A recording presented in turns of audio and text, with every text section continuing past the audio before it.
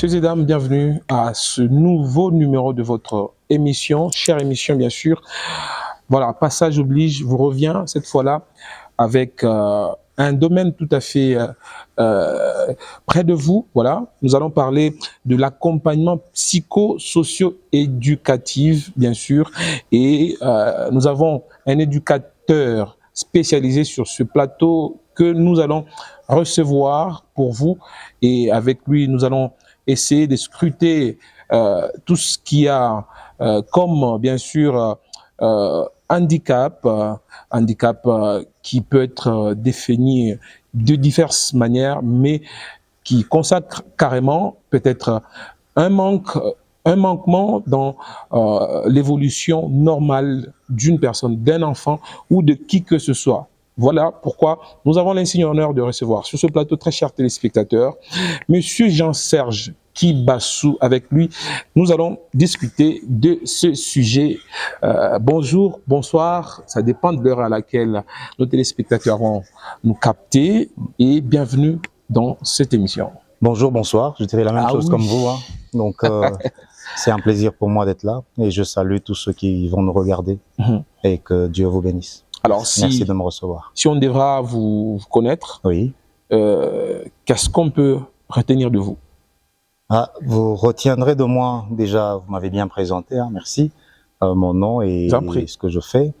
Je vais juste peut-être revenir sur le fait que je suis votre frère, un enfant de Dieu, comme la plupart de ceux qui vont nous suivre, ou peut-être qu'on s'est croisés, on s'est connus.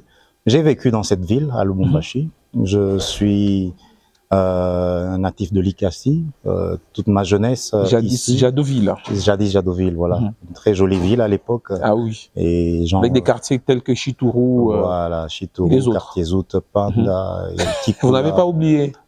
J'étais là hier. Je le dis parce que vous êtes Congolais, natif de la RDC, mais vivant en Belgique. Exact. Donc je suis en Belgique depuis plus de 20 ans maintenant. Et voilà, je reviens au pays et c'est vraiment un honneur pour moi de me retrouver là. Pour revenir à ce que vous avez demandé, me présenter ou qu'est-ce qu'on retient. Donc, allez, j'ai fait mon parcours et ma jeunesse ici, à Lubumbashi. Et voilà, après mes études primaires à l'Ikassi, à Oustaoui, je suis venu... On salue tous les anciens de Oustaoui. De Oustaoui, voilà. Exact. À l'Ikassi, c'était une école de la Gécamine. J'ai continué ici, je suis passé à Imara et puis à l'IDA PSP. Et après avoir eu mon diplôme d'État, je me suis retrouvé à l'université à l'Unilou, à la Kasapa, où j'ai fait des études de droit. J'ai fini en 2001. J'ai donc une licence. À l'époque, ça s'appelait comme ça. J'ai appris que ça changeait. Ah oui, c'est devenu LMD. Mais bon, en fait, quand vous finissez le premier cycle, vous êtes licencié. Comme d'habitude. Et c'est quand vous montez les autres échelons que vous pouvez être soit un master, vous pouvez obtenir un master ou encore doctorant. Voilà. D'accord. Donc c'est comme ça, ce sont les appellations qu'on a pris en Belgique. Hein. Donc l'école en Belgique, c'est comme ça depuis longtemps. Donc moi, j'ai fait ma licence ici et après l'avoir terminée, j'ai eu cette opportunité d'aller vivre par là. Après plusieurs péripéties, voilà. Je reviens après quelques années pour vous rendre visite. Voilà, 3 casquettes, on retient. Oui. Mais celle que l'on devra retenir dans cette émission, c'est peut-être celle de psychosocio-éducateur. Oui, allez. Voilà. C'est très bien d'éducateur spécialisé, on dirait ainsi. Allez, 3 casquettes parce que je suis mon identité première en tant qu'enfant de Dieu, c'est celle-là. Je suis enfant de Dieu, né de nouveau, vivant par la foi en Christ. Donc ça, c'est très important. Très important. C'est ma première casquette. C'est très important et c'est d'ailleurs, on dirait, la casquette prépondérante. Voilà. Et à côté de celle-là, il vient celle de serviteur de Dieu. J'aime pas trop me présenter en tant que serviteur de Dieu, mais je sers Dieu. Je suis allé dans une église dans la ville de Moucron, en Belgique, où je suis membre du conseil pastoral. Mon pasteur s'appelle Pierre Milcan. Et là, on est en train de servir le Seigneur ensemble, à prêcher l'Évangile. Et c'est un énorme plaisir. Une deuxième casquette, comme vous aviez dit, c'est celle-là. C'est de dire, à côté d'être enfant de Dieu, je suis éducateur spécialisé par ma profession. Et la troisième casquette, j'aime aussi dire que je suis congolais. Congolais. Pour que tu rigoles bien, je vais ajouter de père et de mère. Alors, est-ce que vous pouvez nous parler brièvement de ce travail? Comment vous y êtes, vous êtes parvenu à y être et ça consiste à faire quoi? D'accord. Allez, mon parcours, vous vous rendrez compte qu'il est atypique. Donc, je finis en droit et je me retrouve là-bas. Aujourd'hui, je reviens éducateur spécialisé. C'est tout un cheminement et c'était une découverte pour moi. Parce que je ne sais pas maintenant, peut-être que ça a changé, mais du temps où moi je vivais ici, je n'avais jamais entendu parler de ce métier. Ah oui. Bon, ici, peut-être l'équivalent, c'est la faculté de psychologie. Voilà. Psychologie en forme de psychologue, mais ouais, et puis oui, plus ou moins. Et donc le parcours où les circonstances ont fait que, me retrouvant en Belgique, j'ai été obligé de travailler, de m'orienter vers quelque chose qui me correspondait et dans laquelle je pouvais m'épanouir. Vu que l'accès à la profession avec le droit est assez réglementé et bien codé, j'ai malheureusement, c'est un des plus grands regrets de ma vie, de me retrouver orienté vers autre chose, mais que j'aime tout autant que le droit. Donc je me suis formé, j'ai dû rencontrer ce domaine qui est vraiment développé au niveau de la Belgique ou de plusieurs pays européens, où on prend soin des personnes qui se retrouvent dans une situation de difficulté. Et cette situation de difficulté demande je dirais, un accompagnement. Ouais. Donc il y a des gens qui, dans la société, se retrouvent pour une raison ou une autre, ne plus être en possession de leurs moyens pour pouvoir vivre de manière correcte comme vous et moi. Et ces personnes doivent être accompagnées. Et là, on veut mettre l'être humain à la première place, au centre de tout. Voilà. La personne, sans tenir compte de quoi que ce soit. Sans tenir compte de sa couleur de peau, sans tenir compte de voilà, sa situation. Toute personne a le droit de vivre et il a de vivre une vie correcte. Et cela est consacré dans la Déclaration universelle des droits de l'homme. Exact. La plupart des textes légaux sur le droit de l'homme consacrent cette réalité-là. Et loin d'être seulement des slogans ou des textes couchés sur des papiers. Et c'est là qu'il y a la différence entre les autres cieux. Exact. Là, c'est vraiment bien développé. On essaie, bien sûr, tout n'est pas encore fait. On accompagne toute personne qui se retrouve en difficulté, au point qu'aujourd'hui, j'ai parlé du mot handicap. Le handicap, un côté, le handicap social, parce que quelqu'un qui peut avoir été comme vous et moi, qui, suite à une circonstance de vie, perd ses moyens et ne sait plus se tenir. Comme auparavant, par exemple. Voilà. Des gens qui ont été professeurs d'université, menuisiers, maçons, qui avaient une belle vie, mariés, des enfants et tout là. Un événement peut tout faire basculer et la personne n'arrive plus à suivre. Il déprime, il ne mange plus, il ne veut plus se laver, il ne veut plus boire. Et on peut en retrouver, je ne sais pas, j'ai vu quelques personnes comme ça sur la rue, ça m'interpelle. Est-ce qu'on s'est déjà arrêté un jour pour se poser la question de savoir quel est le problème qui a amené ces gens-là dans la rue? Et alors, si on va se poser cette question... C'est de cela que vous vous occupez. Voilà. Pour répondre à cette question, c'est ce que vous faites, voilà. Exactement. Voilà, donc au regard du fait que c'est un peu développé sous d'autres cieux qu'ici chez nous, est-ce qu'on peut se dire que c'est parce qu'ailleurs, il y a plus, il y a fréquence de ce problème, ou c'est simplement qu'ici chez nous, c'est un peu négligé?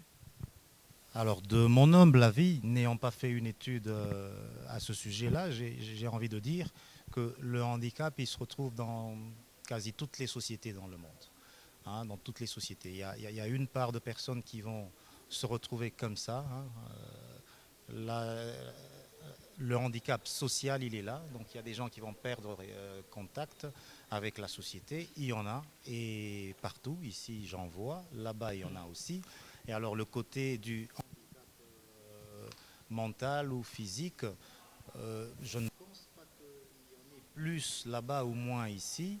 Mais c'est tout simplement une question de prise de conscience et de la volonté de la population ou de tout le monde et ceux compris les dirigeants, les gouvernants.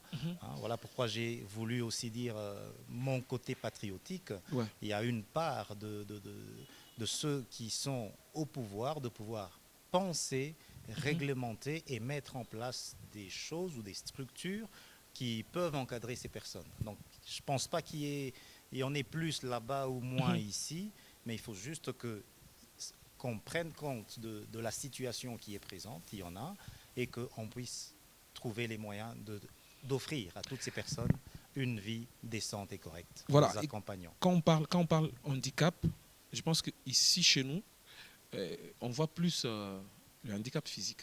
Ouais. Et c'est là le problème. Voilà. On voit le handicap physique, et loin du handicap physique, il y a plusieurs sortes. Il y a des gens qui peuvent paraître être comme vous et moi, mais qui ont un souci quelque part.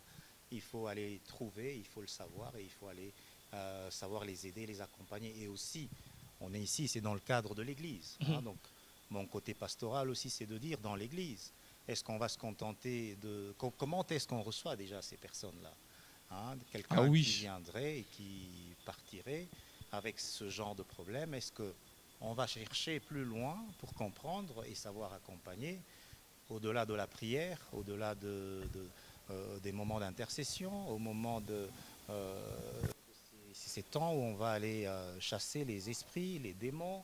Voilà, l'Église devrait aussi prendre conscience du fait que parmi nous, il y en a qui peuvent se retrouver dans ce cas-là. Et ne fût-ce que prendre conscience et savoir les accompagner, ce serait quelque chose de bien. Voilà, prendre conscience et puis accompagner toute personne détenant un handicap, c'est quelque chose de très très important que l'on devra faire et aussi mettre en place tous les moyens possibles pour en dénicher les nécessiteux. Alors, il y a une phrase qui me taraude l'esprit de dire, par exemple, que toute personne est alors handicapée. Je pourrais partir de ce postulat-là pour dire, oui, effectivement, toute personne porte un handicap. Qui peut être physique, social ou de quel domaine que ce soit, mais il en est un. Il y a quelque part. Et là, je vais plus rester du côté du handicap physique. Il y a quelque part quelque chose qui ne va pas. Ah oui. Et si on se regarde bien, on a toujours une partie de notre corps avec laquelle on n'est pas d'accord. Si on se pose la question, oui, il y a ça, c'est vrai. Et il y a alors ce côté aussi qui est invisible, le psychologique, le mental, qui n'est pas visible. Si je peux vous donner un exemple. Donc, quand vous devez traverser la route, vous regardez la route à gauche et à droite combien de fois pour éviter que vous vous fassiez écraser. Est-ce que vous savez que ce fait de regarder juste avant de traverser peut être un problème chez certains? Ah oui? Oui. Est-ce que vous êtes déjà parti de chez vous à la maison et que, après avoir marché pendant 5, 10, 15 minutes et que vous vous souveniez, est-ce que j'ai fermé la porte de ma maison? Et que vous retourniez jusqu'à la maison pour aller vérifier si vous avez fermé, et alors vous vous rendrez que la porte était bien fermée. Je ne parle pas des voitures. Combien de fois on appuie pour vérifier? On a déjà appuyé, la voiture est fermée, c'est fermé, mais vous allez quand même aller vérifier. Vous pensez que c'est normal. Ah oui, c'est pas alors, normal. Le problème, c'est à quel degré du handicap vous vous trouvez. Même la nuit. Voilà. Est-ce que vous avez fermé la porte? Voilà. Donc, vous vous réveillez la nuit à 23h. Est-ce que j'avais vérifié si la porte était vraiment fermée? Des troubles du comportement. Quand c'est vraiment accentué, alors on est quelque part, on a un souci. Ah oui. À quel point on peut considérer cela comme handicap? Lorsque tout comportement qui devient excessif, qui devient troublant, qui devient... Alors il faut étudier le comportement. Je ne dis pas que tout celui qui va vérifier sa porte est malade ou il porte un handicap. Et alors avec ça, je veux parler un peu de qui peut alors dire. Il faut aller consulter. Ah, donc, oui. Le métier que je présente d'éducateur spécialisé, je ne suis pas seul à déterminer qui est handicap ou pas. Moi, je peux constater les choses et je dois me référer à certains autres professionnels. Peut-être que vous allez... Alors, comment vous le faites? Oui. Comment vous le faites pour parvenir à conclure que tel est handicapé? Alors, j'aimerais tout de suite dire, ce n'est pas de mon ressort en tant qu'éducateur. C'est où j'aime ce travail parce qu'il y a la pluridisciplinarité. Okay. On a plusieurs disciplines et surtout des disciplines qui touchent à la santé. Donc, des médecins, des psychiatres, des psychologues, des logopèdes et plein d'autres métiers. Il y a une différence entre psychiatre et psycho? Il y a une très grande différence. À laquelle? Laquelle? Ok. Alors, pour faire court, et on est dans le cadre d'une émission, je ne vais pas tout développer. Pour faire court, un psychiatre, c'est un médecin.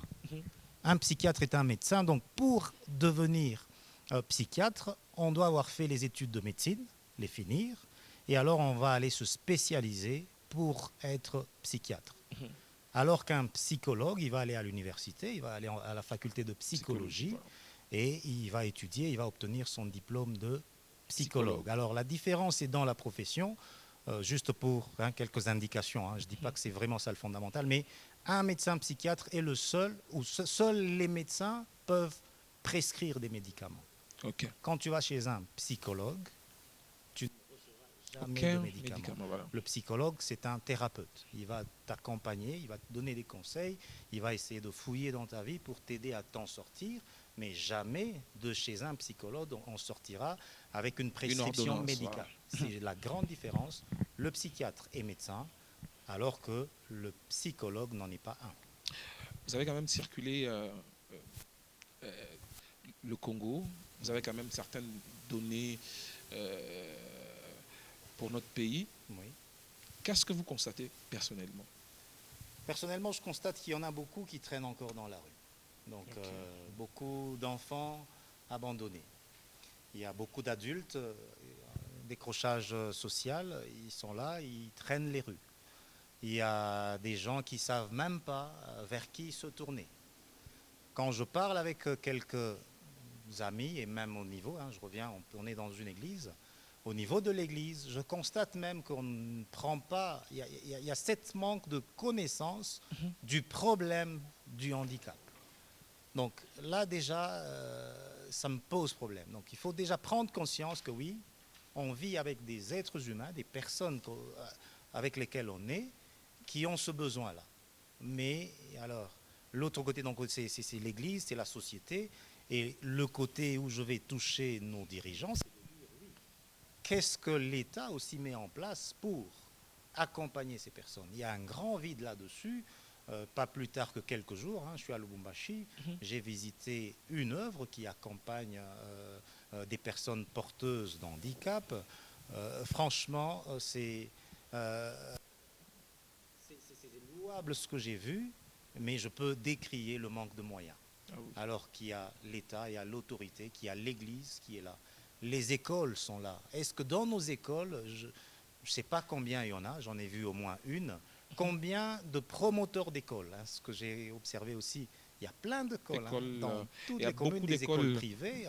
Voilà. Est-ce qu'il y a des promoteurs qui n'ont pas pensé accompagner aussi les personnes ou les enfants, même des adultes qui sont porteuses de handicap? J'en ai vu très peu et c'est ce que je constate lorsque je circule dans mon pays et ça me chagrine beaucoup et c'est pourquoi j'aime bien brandir cette casquette de compatriote pour dire il est temps que nous puissions faire autrement les choses. Alors en tant que compatriote, parce que c'est cette casquette que vous ressortez maintenant là, qu'est-ce que vous pouvez dire de particulier aux parents d'abord Parce que peut-être le handicap peut être constaté d'abord en famille. Parce que quand un enfant a un handicap, peut-être c'est sa maman qui doit en premier constater qu'il y a dysfonctionnement dans l'évolution normale de l'enfant, ou encore il y a quelque chose qui ne marche pas avec l'enfant. Qu'est-ce que les parents peuvent faire en premier pour aider leurs enfants? Ça, c'est une bonne question, parce que dans la chaîne d'accompagnement, les premiers acteurs, justement, sont les parents. Il n'y a pas quelqu'un qui peut être plus proche d'un enfant ou d'une personne à part ses parents. Donc c'est le premier concerné, comme tu l'as si bien dit. Donc les parents sont les premiers à constater. Et un enfant qui est, je mets entre guillemets, normal, parce que entre ce qui est normal et ce qui ne l'est pas, il y a tout un monde. Donc les enfants qui sont dits, je vais utiliser ça, les enfants qui sont dits normaux, on sait très vite faire la différence avec les enfants qui ne sont pas normaux.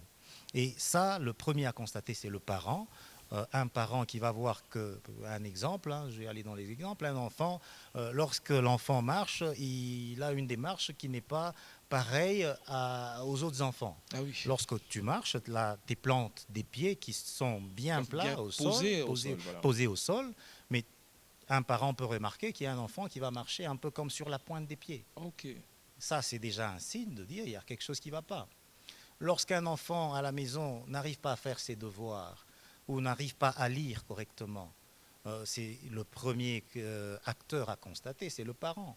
Lorsqu'un enfant ne pleure pas, ah oui, ça peut être un problème. Comment ça? Un enfant normal, il doit pleurer. Ok. Un enfant qui ne pleure pas, ça anormal. peut être.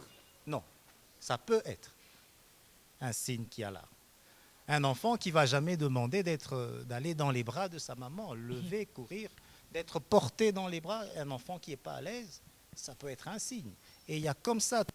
Un enfant qui ne parle pas, par exemple? L'enfant qui ne parle pas, oui, ça c'est visible. Un enfant qui ne parle pas ou qui parle mal, c'est tout de suite le parent qui va constater que ça ne va pas. Un enfant qui va s'isoler, qui va aller tout le temps jouer tout seul, qui n'a pas besoin des autres pour être bien et s'amuser. C'est un signe. Un enfant qui va réagir au bruit ou qui n'aime pas qu'on le touche ou qui va boucher ses oreilles ou qui va tout le temps fermer ses yeux. Quand il ne partage pas ses jouets avec il ne partage pas ses jouets avec les amis, exact, vous avez raison. Il ne partage pas ses jouets, il est tout le temps tout seul. Ça peut être des signes qui vont alerter le parent qui est le premier acteur à aller alors chercher de l'aide. Et quand le parent découvre ça, vers qui il va se retourner? On va se focaliser ou bien encore s'attarder sur une forme de handicap. Oui. Par exemple, on entend parler d'autisme, par exemple. Oui. C'est quoi? Bonne question. Moi, quand j'étais encore ici, lorsque j'entendais parler d'autiste, je voyais les oreilles. On sait que c'est quelque chose qui a les oreilles et tout là, alors que ça n'a rien à voir à faire. L'autisme, aujourd'hui, on parle plus du spectre autistique. Okay. Parce que dans les autistes, c'est un handicap qu'on retrouve chez plusieurs personnes. Et alors, le spectre se veut qu'il y a de ceux qui vont développer le versant très développé, très intelligent, très autonome. Et parmi ces gens-là, on va retrouver quelques célébrités, tous ces gens qui ont fait le succès dans le monde actuel. Je vous citerai les Einstein, les Mozart, ou ces gens qui ont fait des grandes compositions, qui ont fait des sciences. Actuellement, vous aimez bien le foot, je pense. Quand on vous parle de Lionel Messi, on le voit jouer au foot, il est parmi les gens qui portent ce handicap, il est dans le spectre autistique. Vous parlez de Lionel Messi? J'ai dit quoi? Lionel Messi. Lionel Messi. C'est de lui que vous parlez? C'est de lui que je parle. Autiste. Le numéro 10 à Barcelone. L'actuel numéro 10 chez Miami. Voilà. Il est porteur de ce de ce handicap et il est autiste, mais il est du côté des intelligents. Des extravertis, Non, des plus autonomes, voilà. des intelligents. Il y a le des quotient doués. intellectuel, des doués. Des doués ou surdoués. Voilà. Donc le quotient intellectuel, il est très élevé et ça lui permet de développer des capacités extraordinaires. Voilà, lui, il développe quoi comme capacité? Il sait te faire avec le ballon ce qu'il est en train de faire, qu'on aime bien et qu'on admire. Les compositions de Mozart et des autres, on sait ce que ça fait et puis on en parle encore aujourd'hui. Un musicien aujourd'hui qui, j'en connais pas, on va vous dire que Mozart c'est le plus grand de tous les temps. Donc pour jouer dans le monde des musiciens, du moins musiciens, il faut se comparer à Mozart encore aujourd'hui. Voilà. Donc on est loin. Alors le côté faible, c'est des enfants qui vont être dépourvus de certaines capacités de communication. Ils ne sauront pas parler, ils ne sauront pas entendre, ils ont développé les sens. Vous savez, dans l'être humain, on a 5 sens. On a l'ouïe, le toucher, l'odorat, voilà. Et les autres. Les deux. Donc il y a la peau, la langue, le nez, les yeux, la vue. Voilà. Donc ces éléments-là que chez certains, ça va être tellement développé et ça va poser un problème, notamment chez les autistes qui sont de l'autre côté. Ils ne vont pas supporter le bruit. Un enfant qui va se mettre à pleurer quand il y a du bruit. Un enfant qui va fermer les yeux lorsqu'il y a des projecteurs. On est bien éclairé ici. Pour moi, c'est supportable, mais il y a quelqu'un d'autre qui ne va vraiment pas supporter cette lumière. C'est l'un des signes. Un autre qui ne va pas aimer du tout qu'on le touche. Ça peut être un problème. Et il développe, ces sens sont tellement développés que ça devient un problème pour eux et ça freine leur intégration et leur participation à la vie communautaire. Et c'est là que je voudrais qu'on s'attarde encore, parce que vous avez parlé d'intégration. Oui. Il y a une dimension ici chez nous. Un tel enfant, déjà, qu'on a un message prophétique qui dit que c'est un petit sorcier et que les parents croient à cela et il est renvoyé de la maison et il ne sait à quel sein se vouer. Voilà. Et cet enfant souffrira toute sa vie, premièrement, de cette insuffisance ou de ce handicap, mais aussi du rejet. Qu'est-ce que l'Église devra faire d'une manière particulière, mais aussi l'État? Vous avez déjà parlé de l'État ici. Oui. Je voudrais que vous puissiez peut-être ajouter une autre dimension par rapport à cela, à ce rejet que subissent le rejet, c'est quelque chose qui va marquer un enfant pour toute sa vie. Ah oui. Il y a ce qu'on appelle en psychologie des enfants abandonniques. Donc, rejeter un enfant peut détruire psychologiquement un enfant et il peut se retrouver dans des situations très compliquées, notamment ici maintenant en Afrique. Le fait est que, oui, un enfant qu'on va rejeter, il va se retrouver vite dans la rue et il n'y a personne pour s'occuper de lui. Et quand on va l'amener à l'église, très vite on va prier. C'est sur le compte de la sorcellerie qu'on va aller mettre on va se rappeler que tout est bloqué dans la famille. C'est à cause de tel, c'est à cause de lui. Il est en train de nous envoûter. Un enfant, il va boucher ses oreilles parce que les décibels sonores le dérangent tellement. Il bouche ses oreilles. Voilà, j'avais vu. Donc je parle des choses que j'ai vécues avant de partir. On va dire qu'il est en train de mettre ses antennes pour se connecter avec... Alors qu'il est en train de protéger ses oreilles pour ne pas subir cette densité sonore. Les psychiatres ou ceux qui sont dans le domaine vous diront notre cerveau, il est fait pour sélectionner les bruits qu'il veut entendre. Je peux faire avec vous qui êtes là, vous me suivez. Faites un peu attention avec tous les bruits qui sont autour de vous. Vous vous rendrez compte que c'est lorsque vous décidez d'entendre cette montre qui bouge, je l'ai entendu. Si je me décide d'entendre ce son-là, je vais l'entendre.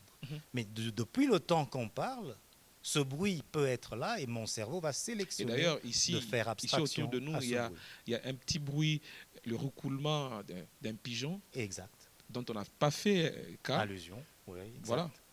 Il y a le bruit du marché, on est, allez, je sais pas, si on se concentre à écouter voilà. quelque chose, on y va.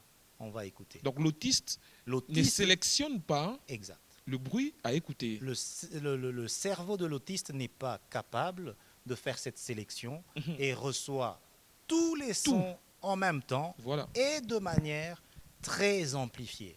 Donc c'est comme si que vous prenez ces baffles que je vois ici, pendant le culte, comment on met le son à fond, on est en train de jouer. Imagine que toi, tu sois en permanence avec ce son-là, dans la rue, chez toi à la maison et au travail.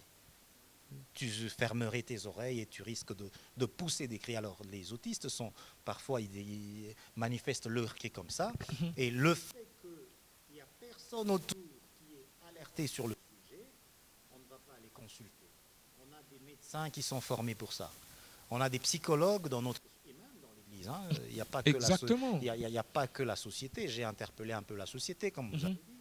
Mais dans nos assemblées, on a des médecins qui savent toutes ces pathologies, qui connaissent quelque chose de toutes ces pathologies, mais on ne va pas les utiliser. Et eux, ils vont se retrouver dans l'Église. C'est malheureux parfois de voir qu'il y a un cas qui est un cas de quelqu'un qui porte un handicap et de rester à ne rien faire et à l'envoyer qu'à l'intercession pour des délivrances et pour autre chose. Ma démarche aujourd'hui, c'est de devoir demander à ce que l'Église puisse se lever, que les scientifiques, médecins, psychologues, psychiatres et tous ces professionnels de la santé qui puissent entourer les personnes pour leur accorder d'avoir une vie meilleure. Le problème n'est pas que spirituel. Bien sûr, c'est pourquoi j'insiste sur mes casquettes pour dire j'ai la foi ferme que Christ sauve, Christ guérit et il n'y a rien qui soit au-dessus du nom de Jésus-Christ qui est notre Seigneur et qui est notre Sauveur. Mais Christ est notre Dieu, a donné l'intelligence à certaines personnes pour pouvoir aider, accompagner et améliorer le quotidien de tous les êtres humains et on devrait vraiment profiter de cette ressource que nous avons dans nos églises pour pouvoir accompagner et donner des conseils. On a des beaux hôpitaux, on a des grands ingénieurs, on a beaucoup de médecins, des chrétiens. Dans nos églises, il y en a, j'en connais pas mal ici sur Lubumbashi. Il est temps qu'on puisse prendre conscience de ça et qu'on puisse arriver à en faire quelque chose. Il y a aussi, voilà, il y a une autre forme de handicap qui frappe aussi notre pays, mais aussi notre ville de Lubumbashi. On les appelle par exemple les Mongols. Oui. Dans quelle catégorie on les place? Alors là, on est dans ce qu'on appelle la trisomie 21. Okay. La trisomie 21, c'est quelque chose qui est formidable. Moi, j'ai vu, je vous disais, il y a 2 jours, on a été visiter une école avec des personnes porteuses de handicap.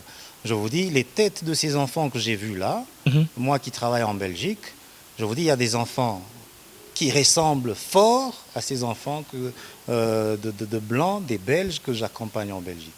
Et ils se ressemblent tous d'une façon, vous n'avez pas à lire. Qu'est-ce qui fait qu'ils se ressemblent? Alors, la trisomie 21, allez, tout en n'étant pas psychologue et du domaine, je vais quand même en toucher un mot, sous leur contrôle, bien sûr. Bien sûr. C'est que, allez, vous voyez, lorsque papa et maman se mettent ensemble pour avoir un enfant, la biologie enseigne qu'il y a un partage des chromosomes. On en a des paires de chromosomes qui vont venir de papa et de maman.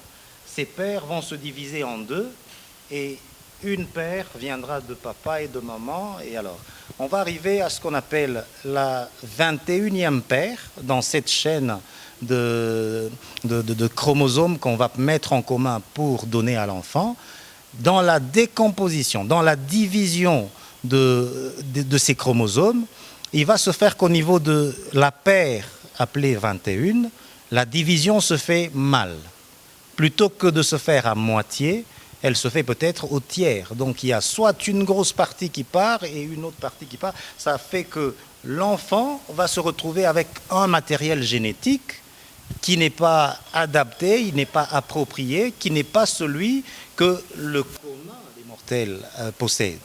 Et alors là, ça se manifeste dans ces déformations qu'on va voir, qui sont quasi similaires de partout au monde. Tu les vois, tu les reconnais, et mongols, justement parce que la physionomie qu'ils vont présenter est la même que les habitants du pays qu'on appelle la Mongolie. Donc c'est juste parti de là, et c'est de manière aléatoire. On ne sait pas qu'est-ce qui se passe. Est-ce qu'il y a vraiment des chances de récupérer toutes ces catégories de handicap, par exemple les autistes? Très bonne question. Est-ce qu'il y a moyen de les récupérer? Alors ça dépend de ce qu'on va... Ou encore la guérison? Ça dépend de ce qu'on va dire guérison ou de dire de les récupérer. J'aime bien, tu as utilisé deux termes et on va aller sur les deux termes. Alors je vais garder ces termes-là pour dire, est-ce qu'il y a moyen de les récupérer? Oui, il y a moyen de les récupérer, parce que la récupération, c'est justement ça le travail de l'éducateur spécialisé. Exactement. Il y a moyen de constater qu'ils sont porteuses de handicap, il y a moyen de les orienter vers les spécialistes qui vont les aider, non pas pour guérir. Il y a ces maladies, lorsque génétiquement parlant il y a un souci, et là je prends le cas de la trisomie 21, il y a, comme disent qu'un trisomique va guérir et prendre un autre aspect, c'est comme demander à moi qui suis noir de devenir blanc, à moins d'utiliser les produits éclaircissants, comme certains aiment bien le faire. Franchement, guérison, non. Et je vais revenir à ma casquette pastorale pour dire, rien n'est impossible à Dieu. Voilà, exactement. D'accord ? Rien n'est impossible à Dieu. Qu'on soit d'accord sur cela, mais scientifiquement parlant, il y a de ces maladies, un peu dans un autiste, est-ce qu'il va guérir? Un autiste, il ne va pas guérir, mais il peut être récupéré. Comment? Il peut être récupéré quand on va prendre conscience de son état. On peut améliorer son environnement, et très souvent c'est juste ça le problème. Si vous prenez un autiste, vous l'amenez dans une école où il y a une classe avec 100 personnes, eh ben, l'autiste, il ne va pas être concentré, voilà. Il ne va pas supporter, il va pleurer, et on va le traiter d'un caractériel, on va le mettre tout le temps dehors, on va tout le temps le punir, son journal est rempli de mots, et très vite il va se retrouver loin du circuit d'éducation ordinaire. Voilà. Si on prend conscience, on va se dire, il y a des écoles spécialisées, et dans ces écoles spécialisées, on va avoir des locaux adaptés, avec du matériel adapté à cet handicap, et on pourra alors récupérer cet enfant. Et c'est comme ça qu'on a découvert qu'il y en a qui vont fabriquer, ils vont inventer et sortir des formules scientifiques qui nous servent encore aujourd'hui, parce qu'on a décelé le handicap et on les a mis dans des bonnes conditions. On peut les recanaliser dans leur domaine de prédilection. Ils sont très forts. C'est qui est bénéfique pour la société. Voilà. Aujourd'hui, l'informatique est en train de prendre son essor. On laisse un enfant dans un milieu où il a la possibilité d'aller vers ce qui l'intéresse. Et là, je parle que offrir à ces enfants ce que j'appelle, ou scientifiquement qu'on dit, le champ des possibles. On ne peut pas enfermer un enfant à dire tu vas à l'école, tu vas apprendre les calculs comme tous les autres enfants. Aujourd'hui, dans l'enseignement adapté, on va amener des enfants dans une classe où il y a tout, et c'est en jouant que les enfants vont apprendre. Et là, on décèle les capacités. Voilà, de l'enfant. Et je peux vous donner un exemple. Moi, en tant qu'éducateur spécialisé, l'outil que j'ai pour faire cela, c'est des activités, des ateliers, à travailler avec le cheval, par exemple, l'hypothérapie, à aller au dessin, à la musique. On est comme en train de jouer, et là, on doit chercher à déceler ce qui est caché derrière le handicap que j'ai en face de moi, pour alors orienter l'enfant dans ce qui lui est propre. Un enfant en atelier de dessin, il fait des dessins formidable et il commence à se faire exposer. Et là, il est découvert. Et on oublie le handicap. On oublie le handicap. Aujourd'hui, la cote monte et c'est des enfants qui deviennent aussi célèbres, handicapés, mais des grands dessinateurs. Nous sommes vraiment à la fin de cette émission. Le temps nous fait vraiment défaut. Alors, qu'est-ce que nous pouvons poser comme acte dès aujourd'hui pour changer des données, par exemple? Pour changer les données, c'est ce qu'on est en train de faire. On est dans la vulgarisation. Il faut déjà en parler. Il faut que l'Église, que les familles, que l'État... Il ne faut pas cacher le handicap. Il ne faut pas cacher le handicap. Et il y en a beaucoup qui les cachent. Il y a des familles qui cachent leurs enfants porteurs d'handicap loin dans les maisons. Ils mangent seuls, ils sont enfermés, on ne veut pas les laisser voir. Ça ne sert à rien. Parler du handicap, donner la possibilité à ces enfants de pouvoir vivre, et ça passe par la vulgarisation. Et je vous remercie de m'avoir reçu pour pouvoir en parler. La deuxième chose, c'est la prise de conscience. La société, l'Église, les parents devraient être juste conscients que oui, il y a des gens, il y a des personnes qui naissent différents de nous. Et alors, quoi faire? Troisième chose, il faut agir. Et agir ne demande pas tout simplement comme à regarder ce que moi je fais en Europe. On va dire, on n'a pas tout ce que vous avez là-bas, on n'a pas. Mais non, on peut commencer avec ce que nous avons ici. Et ça ne demande pas beaucoup. Je vous ai dit juste changer l'environnement. Sortir un enfant du bruit et le placer dans un endroit où il peut s'épanouir. Et changer l'environnement d'un enfant peut beaucoup changer les choses. Voilà les trois choses que je peux... Changer l'environnement d'un enfant peut changer beaucoup de choses. Et c'est la fin de cette émission, très chère téléspectateurs. Beaucoup de choses restent bien sûr à se dire. Voilà, on aura... d'autres opportunités et comme dans l'habitude de cette émission, nous avons toujours une petite surprise et devant vous il y a deux petites enveloppes. Ah oui. Je vais vous demander d'en choisir une. Je vais à la droite. Voilà. Est-ce que vous pouvez l'ouvrir? Elle est ouverte. Est-ce que vous pouvez sortir ce qui y est? C'est fait. Est-ce que vous pouvez également ouvrir ce papier? On n'a plus besoin de ça? Ouais. Et enfin, lire le nom qui est couché. Apôtre Paul Kalonji. Ah, vous le connaissez? Je le connais. En une minute, est-ce que vous pouvez parler de lui d'une manière particulière? Je l'appelle mon papa. Si je suis chrétien, enfant de Dieu, serviteur, et tout mon parcours que j'ai raconté, il y est pour quelque chose. Je l'ai rencontré il y a bien longtemps et par rapport à la foi, il a été parmi les gens qui m'ont appris à aimer l'évangile. Il m'a mis dans l'évangélisation, il m'a enseigné, et non seulement qu'il m'a enseigné, il m'a enseigné à enseigner. Aujourd'hui, si je fais de l'évangélisation, mes premiers cours que j'ai utilisés même au niveau de la Belgique, je les ai demandés à lui, il me les a envoyés. Ces vieux cours de Campus pour Christ que j'ai retravaillés et que j'ai modernisés. Aujourd'hui encore, ils fonctionnent, mais bien sûr adaptés à ma sauce, adaptés à la réalité du pays où je vis.